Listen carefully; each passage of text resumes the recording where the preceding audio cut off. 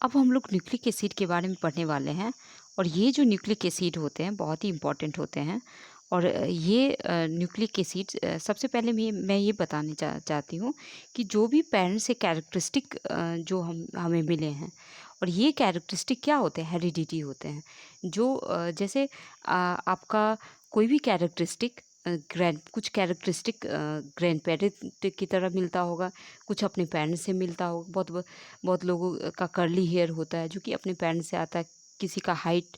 तो ये सब क्या है, ये जो कैरेक्टर है वो कहाँ से आ रहा है, वो पेरेंट्स से आ रहा है। वो कैसे आ रहा है, तो ये जो आ रहा है ये न्यूक्लियस से आ रहा है। अभी न्यूक्लियस से किससे आ रहा है, तो न्यूक्लियस जो है वो न्यूक्लियस में क्रोमोजोम है, उससे आ रहा है। अब ये क्रोमोजोम में किससे आ रहा है, तो क्रोमोजोम जो है बना हुआ है प्रोटीन से और न्यूक्लिक एसिड, और मेनली किससे आ रहा है, न्यूक्लिक एसिड से आ रहा है। अब ये जो यहाँ पे न्यूक्लिक एसिड जो होते हैं वो जनरली क्या होते हैं, पॉलीमर होते हैं। ये पॉलीमर किसके पॉलीमर हैं, यहाँ पे मोनोमर कौन है, तो ये होता है न्यूक्लियोटाइड। ये न्यूक्लियोटाइड के जो है पॉलीमर है। और ये दो तरह के होंगे, deoxy ribo nucleic acid DNA, और राइबो न्यूक्लिक एसिड आरएनए, ये दो तरह के होंगे। तो जॉन जेम्स डेवी वाटसन जो 1928 में बॉर्न किए, उन्होंने क्या किया, उन्होंने जो है डीएनए का स्ट्रक्चर पता लगाया, डीऑक्सी राइबो न्यूक्लिक का स्ट्रक्चर पता लगाया। और इसके लिए उन्हें जो है नोबेल प्राइज़ मिला, जो कि 1962 में मिला। और ये इन्होंने शेयर किया दो और साइंटिस्ट के साथ, क्रिक और विल्किंस। उन्होंने क्या बताया, ये जो स्ट्रक्चर जो डीएनए का होता है वो बिल्कुल लैडर की तरह होता है, सीढ़ी की तरह। लेकिन सीढ़ी की तरह सीधा नहीं होता है, ये ट्विस्टेड होता है, थोड़ा सा जो है मुड़ा हुआ होता है। तो अब हम लोग देखेंगे डीएनए के में क्या होता है, न्यूक्लिक एसिड आखिर होता क्या है, उसको हम लोग देखेंगे। तो डीएनए जो होता है, डीऑक्सी राइबो न्यूक्लिक एसिड या राइबो न्यूक्लिक एसिड जो होता है, उसको अगर हाइड्रोलाइज किया जाए तो उसमें से हमको मिलेगा तीन चीज़। एक मिलेगा पेंटोज शुगर, दूसरा pentose sugar, pentose means what, carbohydrate है ये। और ये कार्बोहाइड्रेट में कितने कार्बन है, 5 कार्बन है। तो ये हो गया पेंटोज शुगर। तो आप देख सकते हैं कितने कार्बन है, 1 2 3 4 5, ओज लगा है पेंटोज। तो यहाँ पे जो है ये जो है पेंटोज शुगर हो गया। अब ये पेंटोज शुगर होंगे, फिर फॉस्फोरिक एसिड होगा, और फिर क्या होगा, nitrogen containing hydrocyclic compound that is called base. Base जो हेट्रोसाइक्लिक मीन्स व्हाट, जो एक तरह के एटम नहीं कंटेन करते। जब एक तरह के एटम अगर कंटेन करेंगे तो होमोसाइक्लिक हो जाएगा। तो ये बेस कैसा है, ये बेस जो है नाइट्रोजन कंटेन करता है, और ये कैसा है, हेट्रोसाइक्लिक जो है ये कंपाउंड है। अब डीएनए में क्या होगा कि डीएनए में कौन सा शुगर होगा, डीएनए में जो शुगर होगा वो डीऑक्सी राइबोज ज़्यादा जो है। बस यहाँ पे क्या आ रहा है, ये बीटा है, बीटा ऊपर चला गया तो बीटा, ये भी बीटा है, बीटा डी राइबोज। बस दोनों में यही अंतर है कि सेकेंड कार्बन पे ध्यान से देखना है कि एक में ऑक्सीजन है, एक में नहीं है। तो डीऑक्सी, डी मतलब क्या होता है, डिहाइड्रेशन, वाटर का रिमूव होना। डी वर्ड है रिमूवल के लिए, तो डी जो वर्ड है वो रिमूव करना। तो यहाँ पे यहाँ पे जो ऑक्सीजन है वो क्या हो गया है, ये रिमूव हो गया है। तो डीऑक्सी राइबोज। अब इसमें जो होंगे इसमें 4 तरह के बेसिस होंगे। जो मैंने हाइड्रोसाइक्लिक जो रिंग की बात मैंने बोला, तो यहाँ पे क्या है, हेट्रोसाइक्लिक रिंग। आप देख सकते हैं नाइट्रोजन भी है, कार्बन भी है। तो ये एक अगर कार्बन ही रहता या नाइट्रोजन ही रहता तो होमोसाइक्लिक रहता। तो अब ये जो बेसिस हैं, ये बेसिस जो है आप देख सकते हैं 5 तरह के बेसिस हैं। एडेनिन है, एडेनाइन है, और यहाँ पे आप देख सकते हैं ये और ये स्ट्रक्चर हल्का सा डिफर कर रहा है। यहाँ पे NH2 इधर आ गया है, और यहाँ पे CO ग्रुप है। तो ये हो गया एडेनाइन, और ये हो गया ग्वानाइन। अब दूसरा जो बेसिस है, अब ये सिंपल एक ही उसमें तो डबल जो रिंग था, अब यहाँ पे सिंपल, बस यहाँ पे NH2 यहाँ पे COH। अब इधर जो हो गया CO इधर। अब इस दोनों में क्या अंतर है? बस इसका अंतर है इस दोनों में। थाइमीन में क्या है, CH3 लगा हुआ है और यूरासिल में ये नहीं लगा है। अब यहाँ इसमें जो है थोड़ा सा डिफरेंस है, इसमें ज़्यादा ही डिफरेंस है, NH2 और ये ऑक्सीजन लगा हुआ है, तो कीटोनिक ग्रुप है यहाँ पे। तो आप देख सकते हैं ये जो है बेसेस हैं। अब DNA और RNA में क्या होगा कि ये तीनों बेस होंगे। DNA में जो होगा वो एडेनिन होगा, गुआनाइन होगा और साइटोसिन होगा और थाइमीन होगा, साइटोसिन थाइमीन। और RNA में जो होगा कि थाइमीन के बदले जो है यूरासिल होगा। तो DNA में क्या हो गया, ये लाइन से जो हम पढ़ रहे हैं एडेनिन, गुआनाइन, साइटोसिन, थाइमीन, ये हो गया आपका DNA में। और RNA में क्या हो गया, ये यूरासिल RNA में होता है। तो इस तरह जो है ये बेसिस पाए जाते हैं। तो क्या क्या था, शुगर था, बेस था और फॉस्फोरिक एसिड था। शुगर, पेंटोज शुगर हमने देख ही लिया। डीऑक्सी राइबोज है जिसमें ऑक्सीजन एक कम है और राइबोज है जिसमें ऑक्सीजन है ही। तो और दूसरा क्या है, फॉस्फोरिक एसिड है और तीसरा है बेस। तो बेस हमने देख लिया कि ये 5 टाइप ऑफ बेस है और 4 टाइप जो होगा वो एडेनिन में हो, ये 4 टाइप जो होगा DNA में होगा, 4 टाइप जो है इसमें RNA में होगा। बस डिफरेंस ये रहेगा कि एक में जो है DNA में थाइमीन रहेगा और जो RNA में हो जाएगा यूरासिल हो जाएगा। और क्या डिफरेंस है RNA और DNA में? तो RNA में जो है राइबोज शुगर होगा और DNA में डीऑक्सी राइबोज शुगर होगा। तो अब हम लोग देखते हैं स्ट्रक्चर कैसे बनाएंगे। तो स्ट्रक्चर जैसे उसमें क्या बनाते थे, पेंटोज वहाँ पे पेप्टाइड बॉन्ड होता था, कार्बोहाइड्रेट में क्या था, ग्लाइकोसिडिक बॉन्ड होता था। तो यहाँ पे कैसे बनेगा, तो यहाँ पे जो यूनिट फॉर्म होगा उसको हम लोग देख लेते हैं। अब यहाँ पे स्ट्रक्चर ऑफ जो है न्यूक्लिक एसिड हम लोग पढ़ रहे हैं। यहाँ पे क्या होगा कि सबसे पहले न्यूक्लियोसाइड बनेगा, फिर न्यूक्लियोटाइड। तो न्यूक्लियोसाइड होता क्या है, तो ये रहा बेस। बेस जो हमने पढ़ा है ऊपर में, जो ये सारे क्या है, बेस हैं। और आप देख सकते हो हेट्रोसाइक्लिक रिंग है और यहाँ पे क्या हो जाएगा, नंबरिंग किया जाएगा कार्बन का 1 2 3 4 ऐसे करके। तो अब यहाँ पे नंबरिंग बेस में नंबरिंग किया गया 1 2 3 4 5। तो अब क्या होगा कि इसमें अगर सेम हम नंबरिंग करते हैं 1 2 3 4 5 तो फिर प्रॉब्लम हो जाएगा, कन्फ्यूजन क्रिएट हो जाएगा। तो उसके लिए क्या किया जाता है, 1 डैश 2 डैश 3 डैश ऐसे करके किया जाता है, जैसा कि आप देख रहे हैं यहाँ पे। तो यहाँ पे क्या किया गया है, बेस अटैच हो गया किससे, शुगर के साथ, किस पोजीशन पे, 1 डैश पोजीशन पे। सो इसको कहा जाता है, इसको क्या कहा जाएगा, न्यूक्लियोटाइड।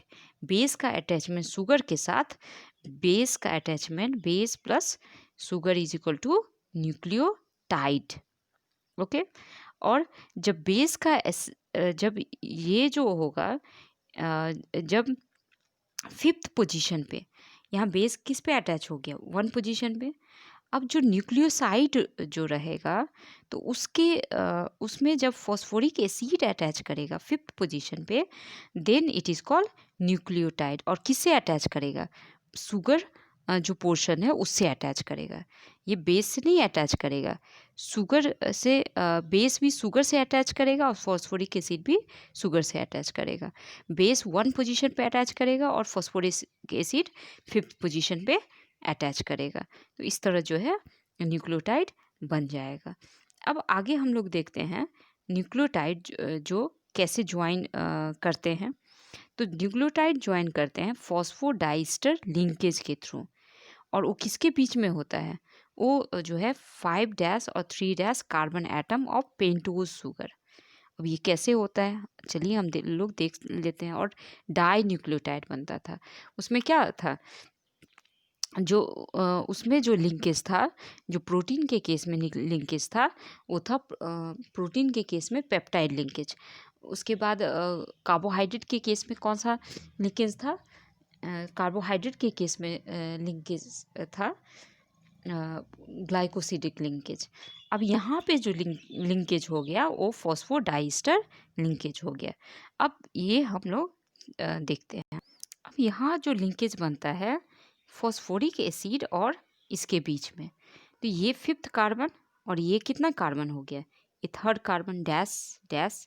तो फिफ्थ कार्बन और थर्ड कार्बन के बीच में क्या होता है, फॉस्फोडाइस्टर लिंकेज। अब हम सिंप्लीफाइड वर्जन में हम लोग देखते हैं, ये जो शुगर है, शुगर से बेस भी अटैच है, फॉस्फोरस भी अटैच है। तो ये जो फॉस्फोडाइस्टर लिंकेज होगा वो किसके बीच में होगा, दो शुगर के बीच में। तो इस तरह हम इसको ड्रॉ कर सकते हैं, फॉस्फेट किसके बीच में है, दो शुगर के बीच में। आप देख सकते हैं ऐसे, तो सिंप्लीफाइड स्ट्रक्चर हो जाएगा।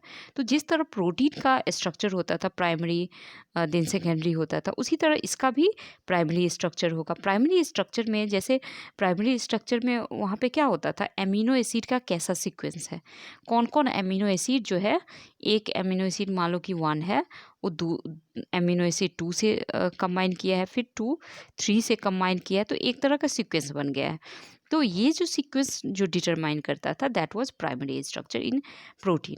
यहाँ भी क्या होगा कि न्यूक्लिक एसिड के केस में भी प्राइमरी स्ट्रक्चर होगा, और ये प्राइमरी स्ट्रक्चर में क्या होगा, सीक्वेंस ऑफ न्यूक्लियोटाइड होगा, और सीक्वेंस ऑफ न्यूक्लियोटाइड डिटरमाइन करेगा प्राइमरी स्ट्रक्चर। अब इसके सेकेंडरी स्ट्रक्चर भी होंगे। तो यहाँ पे जो सेकेंडरी स्ट्रक्चर जो दिया गया था फ्रांसिस और क्रिक के द्वारा, जो कि जिसकी वजह से उनको नोबेल प्राइज़ भी मिला, तो ये कैसा था, डबल स्ट्रैंडेड हेलिक्स। तो ये बिल्कुल सीढ़ी की तरह था, और सीढ़ी कैसा, ट्विस्टेड। तो आप देख सकते हैं यहाँ पे इस तरह का स्ट्रक्चर था। तो यहाँ पे जो है ये जो बॉन्डिंग होगी यहाँ पे, ये होगी हाइड्रोजन बॉन्डिंग होगी डिफरेंट बेसिस के बीच में, G for guanine, C for cytosine, A for adenine, T for thymine. अब यहाँ पे क्या हो जाएगा, चूंकि DNA है तो DNA में कौन था, A T G C। तो AT के बीच में, अब देखो T है, इट मीन्स आपको दिमाग में रहना चाहिए था ट्रिपल बॉन्ड होना चाहिए, लेकिन उल्टा है यहाँ पे जो होगा डबल बॉन्ड होगा, ट्रिपल बॉन्ड नहीं होगा। यहाँ पे क्या हो जाएगा, G और C के बीच में ट्रिपल बॉन्ड होगा। तो इस तरह का स्ट्रक्चर होगा। अब RNA में भी जो है सेकेंडरी स्ट्रक्चर पाया जाता है। कैसे सेकेंडरी स्ट्रक्चर, इनका स्ट्रक्चर तो इस तरह नहीं होगा। तो इनमें जो होता है, ये क्या करते हैं, अपने ऊपर ही फोल्ड बैक कर जाते हैं, और ये सेकेंडरी स्ट्रक्चर को क्रिएट कर लेते हैं, ये फोल्ड हो जाते हैं। जैसे आपने जो है प्रोटीन के केस में देखा था कैसे बन जाता था, अल्फ़ा हेलिक्स प्लीटेड स्ट्रक्चर। तो उसमें तो अल्फ़ा हेलिक्स में तो खुद ही क्या होता था, खुद ही के बीच में बॉन्डिंग हो रहा है। तो उसी तरह जो है ये फोल्ड बैक कर जाएगा, और ये जो है क्या बनाएगा, फोल्ड बैक करके ये सेकेंडरी स्ट्रक्चर होगा। अब यहाँ पे 3 तरह के जो है RNA जो होंगे 3 तरह के होंगे, मैसेंजर RNA, राइबोसोमल RNA और ट्रांसफ़र RNA, इसके बारे में बायोलॉजी में भी आप अच्छी तरह से पढ़ेंगे। यहाँ पे थोड़ा सा ज़्यादा कुछ करना नहीं है, थोड़ा सा इसके बारे में दिया हुआ है। अब इनके बारे में जाना, हरगोविंद खुराना के बारे में। अब ये जो हरगोविंद खुराना थे, आप जैसा नाम देख रहे हैं, ये इंडियन थे, और ये इन्होंने अपनी जो डिग्री इनको मिली पंजाब यूनिवर्सिटी से, MSc की डिग्री, और जो कि लाहौर में है। तो पंजाब जो है पाकिस्तान में भी पड़ता है। तो ये यूनिवर्सिटी का नाम था पंजाब यूनिवर्सिटी, जो लाहौर में थी। अब उसके बाद जो है 1949 में ये जो है चले गए इंग्लैंड, और इनको नोबेल प्राइज़ मिला 96। ये इंटरेस्टेड थे प्रोटीन और न्यूक्लिक एसिड में, इसीलिए इनका थोड़ा बहुत चर्चा किया गया है यहाँ पे।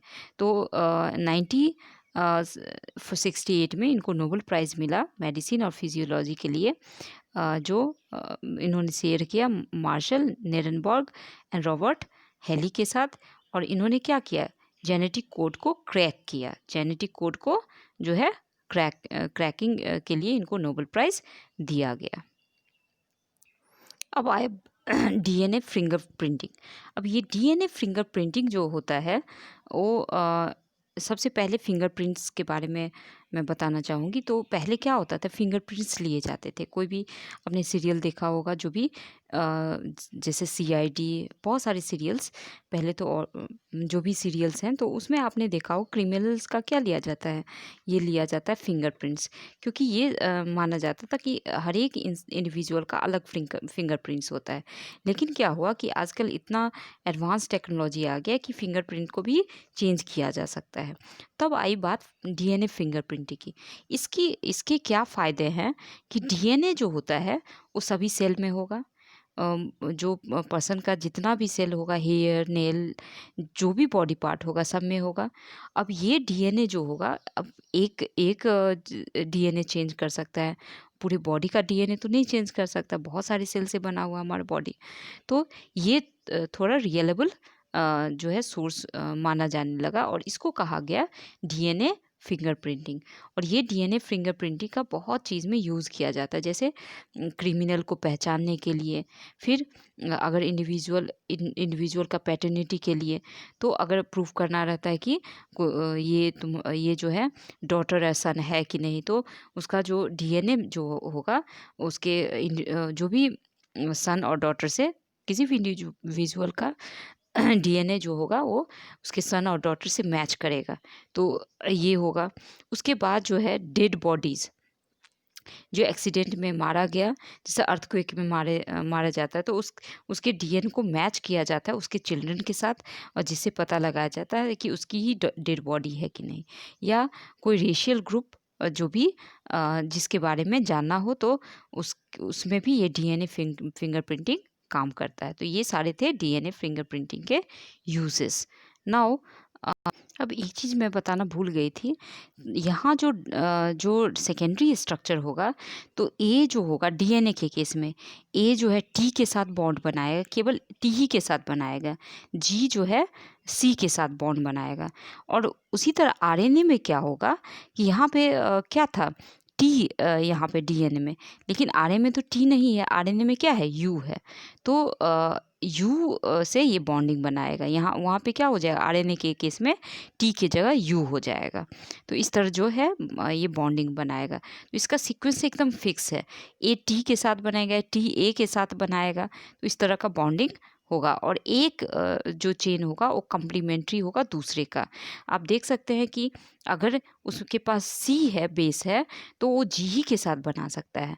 ए बेस है तो टी ही के साथ, या टी बेस है तो ए ही के साथ। तो क्या हो गया, एक चेन क्या हो गया, दूसरे का कम्प्लीमेंट्री हो गया। तो ये जो है बहुत ही इम्पोर्टेंट है। और अब चलिए हम आखिरी में थोड़ा सा बचा हुआ उसको हम लोग कंप्लीट करते हैं। तो ये biological function of nucleic acid क्या होता है। बायोलॉजिकल फंक्शन, जैसा कि मैंने ये न्यूक्लिक एसिड स्टार्ट करने से पहले बताया कि ये हेरिडिटी को डिटरमाइन करता है, जेनेटिक इन्फॉर्मेशन को पास करता है। ये रिस्पॉन्सिबल है डिफरेंट स्पीसीज़ के आइडेंटिटी के लिए। तो ये सारे इसके रोल होते हैं। ये होता है सेल डिवीज़न के टाइम में क्या होता है कि ये चूँकि कैसा होता है, डबल होता है। तो ये चेन जो होता है, ये डबल हेलिक्स जो होता है, ये सेपरेट कर जाता है।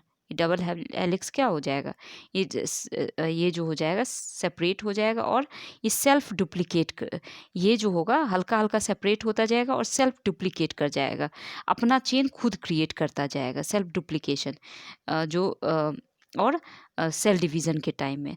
और जिसकी वजह से क्या होगा कि चूँकि इसका आपको मैंने बताया कि ए जी और सी बनाएगा और ए और टी बनाएगा। तो ये फिक्स है कि ए के साथ टी ही बनाएगा। तो ये जो इन्फॉर्मेशन होता है, ये जो होगा इस तरह क्या होगा कि ये सेल्फ डुप्लीकेशन करेगा, और जो भी डॉटर सेल है उसमें ये डीएनए डुप्लीकेट करके चला जाएगा, और इसी वजह से जो है इन्फॉर्मेशन जो है दूसरे जनरेशन में चला जाता है, पेरेंट से जो है डॉटर सेल में चला जाता है। उसी तरह फंक्शन और भी न्यूक्लिक एसिड का क्या होता है प्रोटीन सिंथेसिस। लेकिन ये जो प्रोटीन सिंथेसिस होगा उसको भी डिटरमाइन करने का जो ऑर्डर देने वाला जो है डीएनए है। डीएनए जब तक नहीं ऑर्डर देगा, मैसेज नहीं देगा सिंथेसिस करने का पर्टिकुलर प्रोटीन को, तब तक ये काम नहीं होगा। अब नेक्स्ट जो हम लोग पढ़ेंगे हार्मोन के बारे में।